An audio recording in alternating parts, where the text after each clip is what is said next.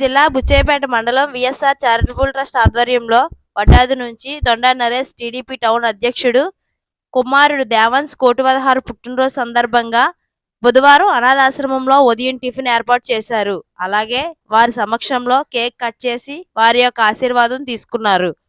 తర్వాత మధ్యాహ్నం వృద్ధాశ్రమంలో ఉన్న వృద్ధులకు, వికలాంగులకు అన్నదానం ఏర్పాటు చేశారు.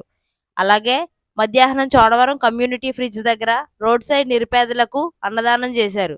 ఈ విధంగా మా బాబు జన్మదిన వేడుకలు ట్రస్ట్ ఆధ్వర్యంలో జరుపుకోవడం ఎంతో సంతోషంగా ఉందని టీడీపీ టౌన్ అధ్యక్షుడు నరేష్ గారు అన్నారు.